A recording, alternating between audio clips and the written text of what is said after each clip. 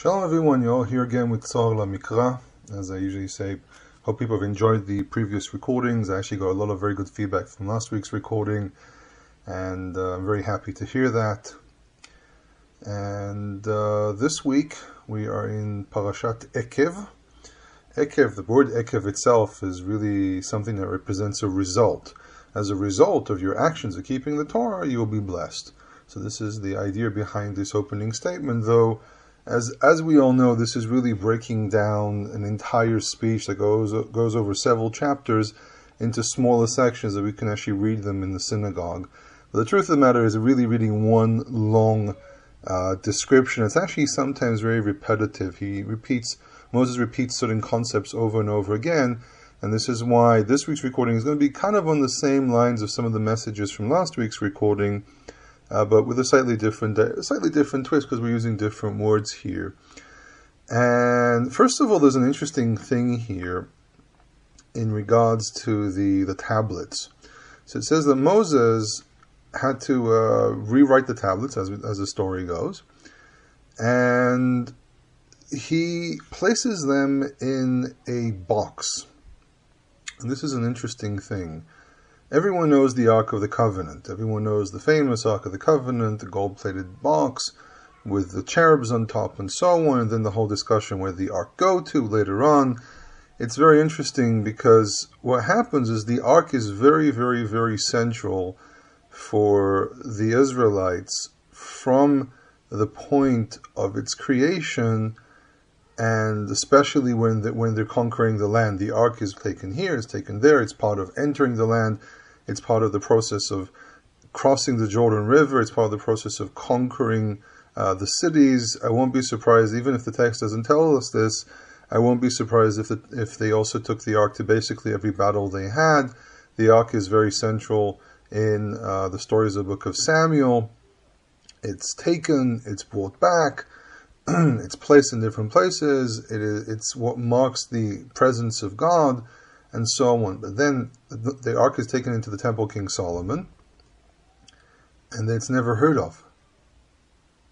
The whole thing goes completely silent.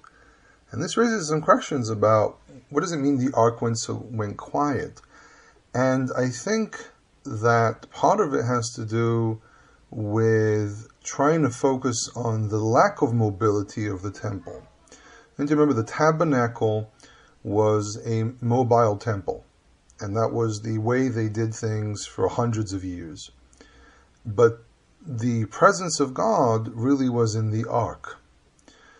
One can argue that the presence of the Ark for a very, very long time was the symbol of the presence of God amongst Israel, the mobility, the lack of one place of being, which connects the whole idea of not binding God to one place, not binding him to a statue, and so on. And then suddenly King David and King Solomon come up with, and again, don't misunderstand what I'm about to say here, but with this new idea of actually placing God in one place.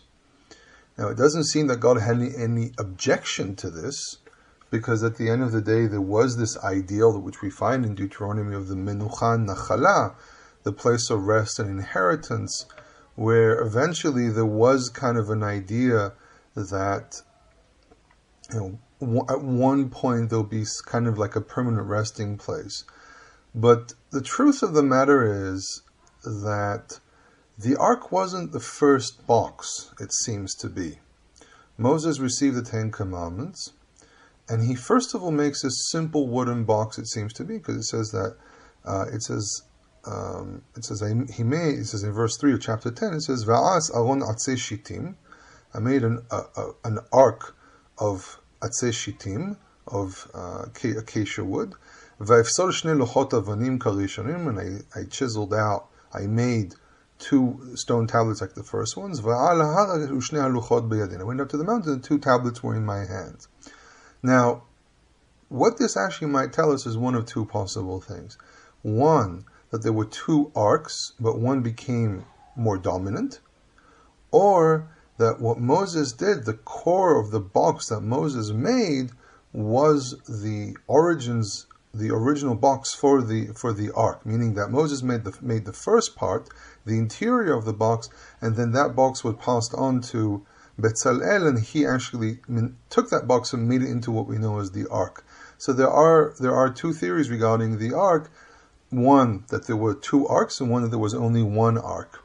Now, this whole thing of two arks and so on is developed by some scholars into these discussions of, was there really an ark as we know it, or was it really originally just a simple box and someone developed some stories around some miraculous, gigantic golden box? And so, but again, this is one of the problems with the way some scholars study things.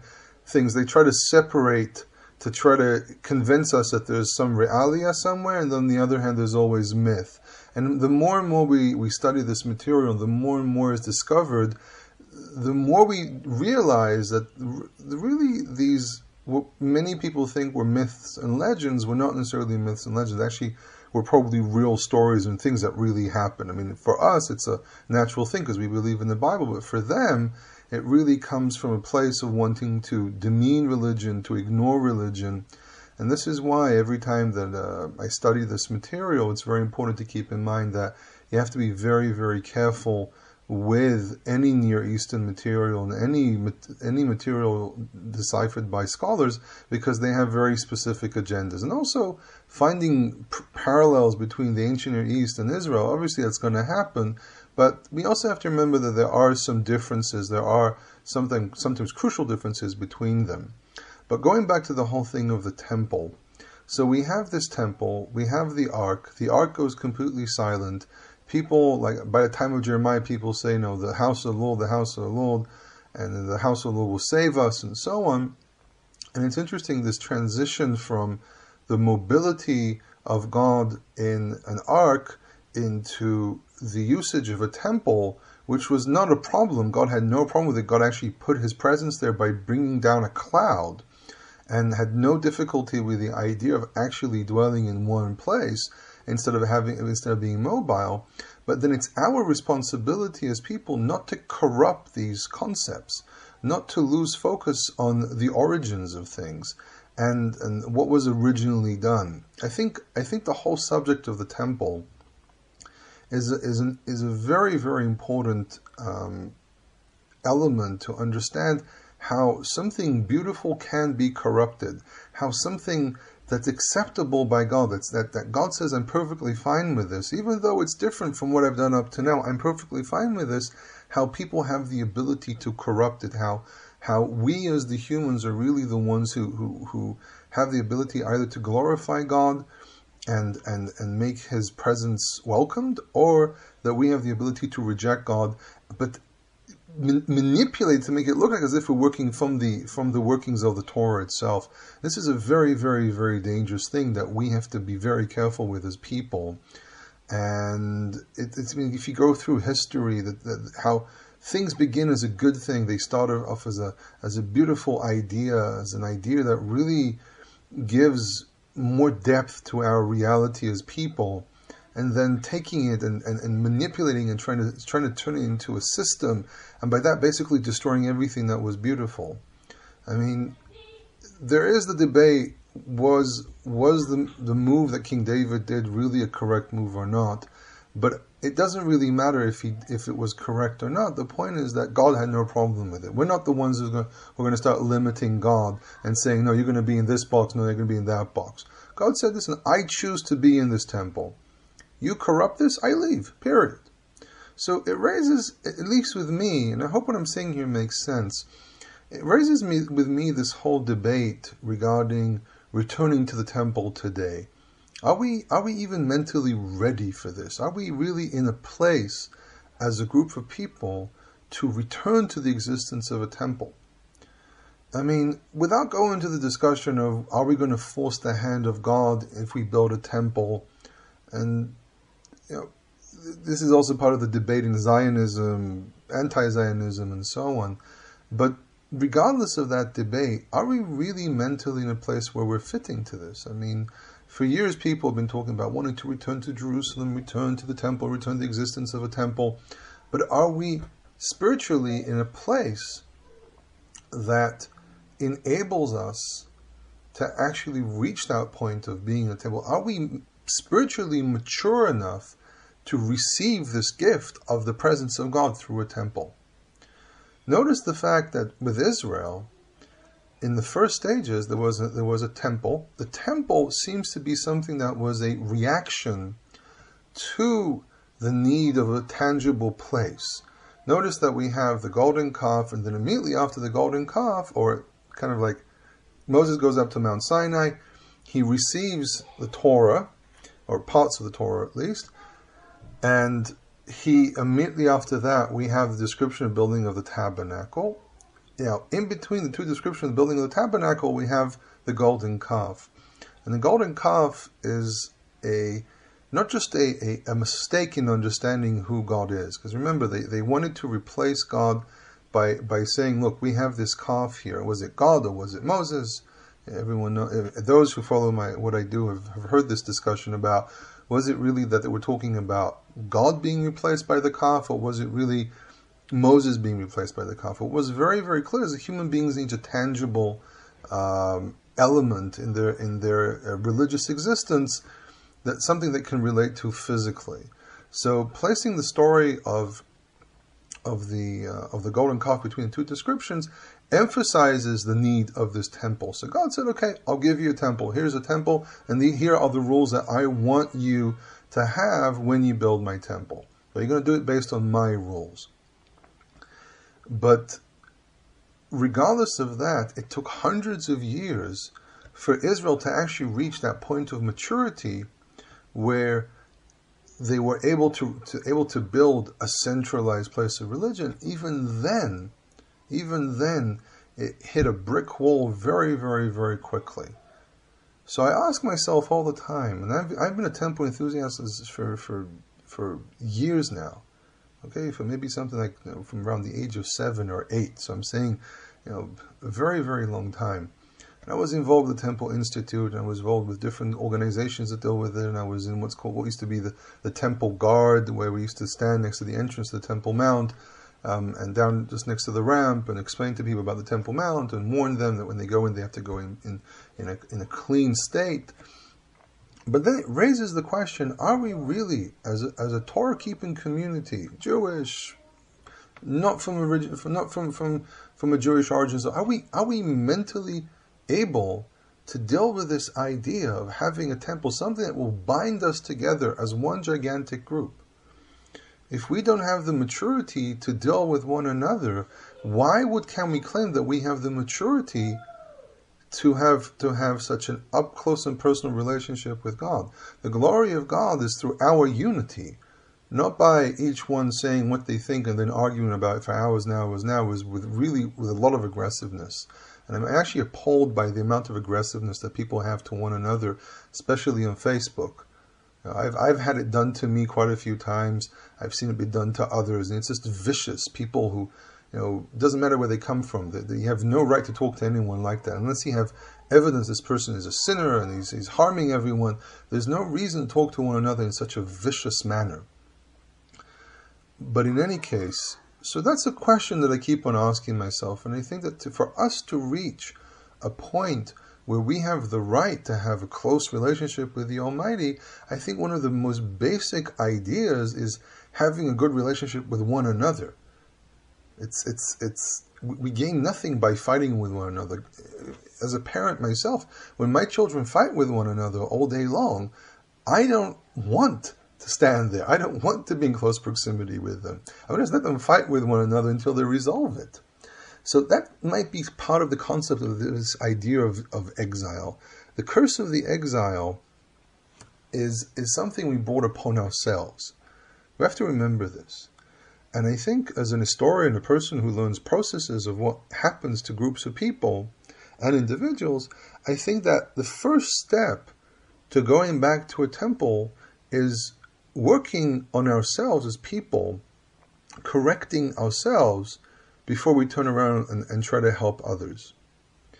And it's kind of strange how I go from a tabernacle to a temple to this, but it's a message I've been trying to put out for a very, very, very long time.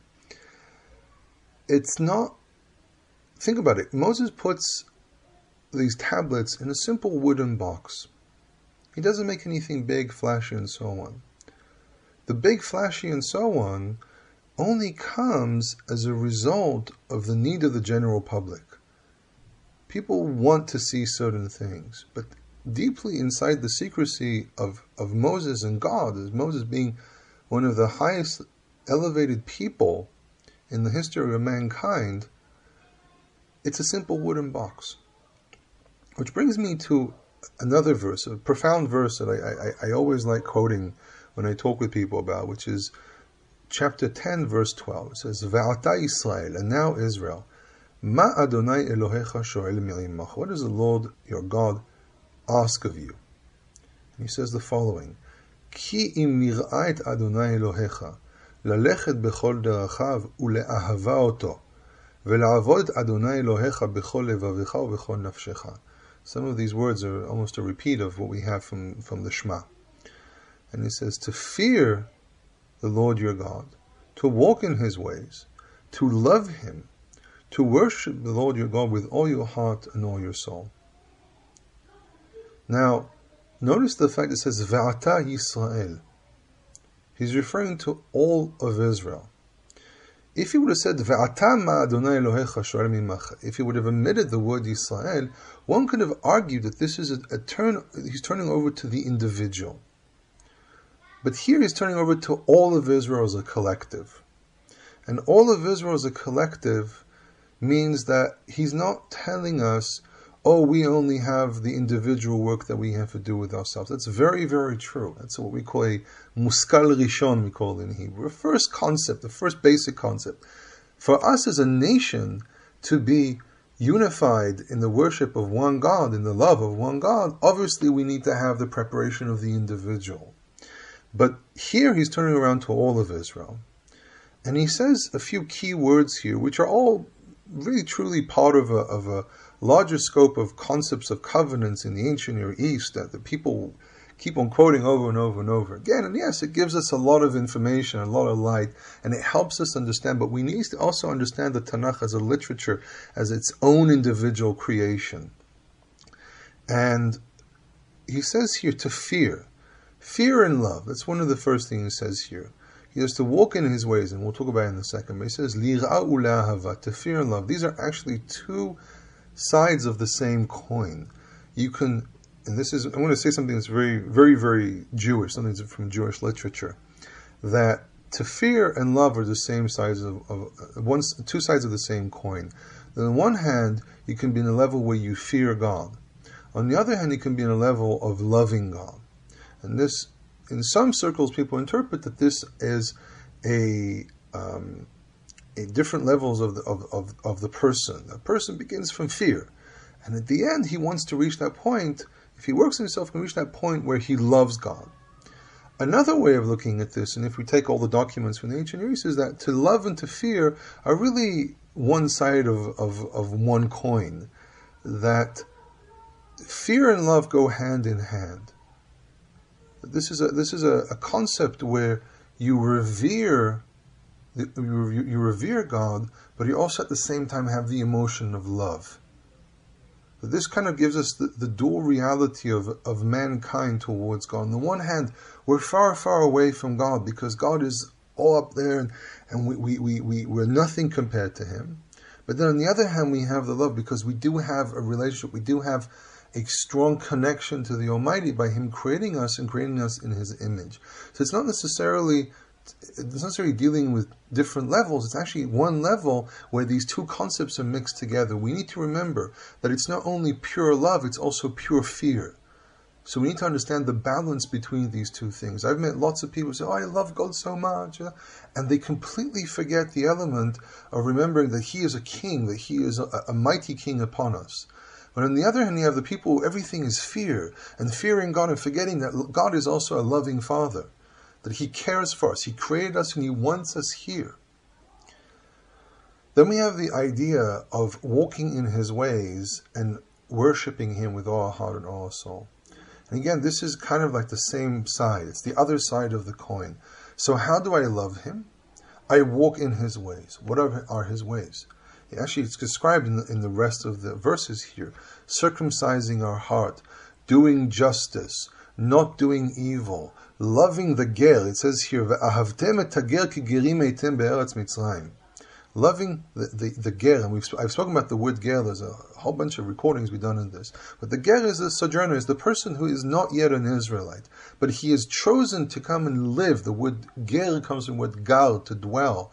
The ger is a person who hasn't converted yet, because the moment the person does the full conversion, and today, how does one convert is a discussion I've been having with quite a few people, but it's connected to the Passover, but also connected to full commitment.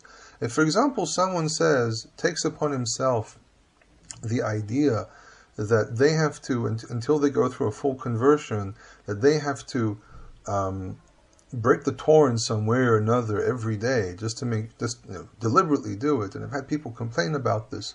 But the point is that you can't, again, I think the idea how it's presented in Judaism has issues with it, but I think that the level of complaint people have about this is actually incorrect, because this person is still practicing the level of being a ger. They haven't fully taken upon themselves the idea of following the Torah in its fullness. So this person is still in a status of a ger, and the word ger, as I said, has been misappropriated by so many people. And basically, what I personally think here is that it's not really that terrible, because this person said, I haven't fully committed yet, so they're keeping the status of a ger. It's something you need to take time to get used to. So I think the idea itself has issues, but I think that to come and say, if someone's deliberately telling them to break Torah and not commit to Torah, okay. So they're being misguided, but it's not. You can claim this the way I understand it. You can't really claim that they are in sin, that they are transgressing against Torah deliberately, and they're going to be punished for this. Because again, the ger is a process. No one just falls into keeping Torah and suddenly they know everything and they keep everything. Back then, it was a very long process. Back then, you didn't have all the books that you have access to today, and you can study by yourself or find someone online and so on. Back then, if you were a foreigner and you came into Israel, you had to learn the ways, and it took a while. So someone will break Torah anyhow, and someone would elapse back to older practices. But it's a very important thing here. V'ahavtem et hager, loving the stranger, a person who's not one of you. It's not even the question of loving one another. It's loving someone who is a stranger. So as we say, lo kol sheken. It's without even any thought that you need to love one another, and by that bringing unity to Israel and being able to worship God as one group of people. Okay, and it says also v'lavod Adonai Elohecha. What is the avodah? The avodah is clearly the fulfillment of the mitzvot. So this kind of creates a blurry line, because I said walking in His ways and then fulfilling the mitzvot. I mentioned that walking in His ways, as I said, justice and so on. But no, we're talking about two different principles here. We're talking about the philosophy or the thought behind the fulfillment of the commandments, and then the physical fulfillment of the commandment. Doing just the outside, the exterior of the commandments, without doing the interior, is only part of the work. The number of people that only do the exterior and don't have nothing of the inside are usually people that don't get the idea of what the Torah is trying to teach them. That they miss the point. It's not just technicality, it's also spiritual. But it's not just spiritual, it's also technicality. And this, I think, has been one of the great struggles of Torah keepers for a very, very long time. We've always had people who are more inclined to the spiritual side. We've always had people who are more inclined to the physical, the detailed, the law-oriented people. And the real person who serves God is the one who combines both of these things. And the struggles I see between different people about keeping the law or keeping the spirit, and I know some of these words might echo some things for some people, but I'm ignoring that, because it doesn't matter if someone appropriates to themselves certain terminology, it doesn't mean that they own that terminology. But the idea of combining the spirit and the body together, as we as human beings are really made from the body and the spirit simultaneously. I just use the word the spirit, and it must have resonated people's ears. But the idea of having the guf and the nefesh, the combination of the physical, of Vayitzer et ha'adam afar min ha'adama, and God created man from dirt, from the earth. Vayipach be'apav nishmat chaim, I think it is. Let's see what the verse actually says. Give us a second here. So we have... It's the first time I do this. Someone told me it's not that terrible if I take a second to look a verse up. So I'm gonna go with that.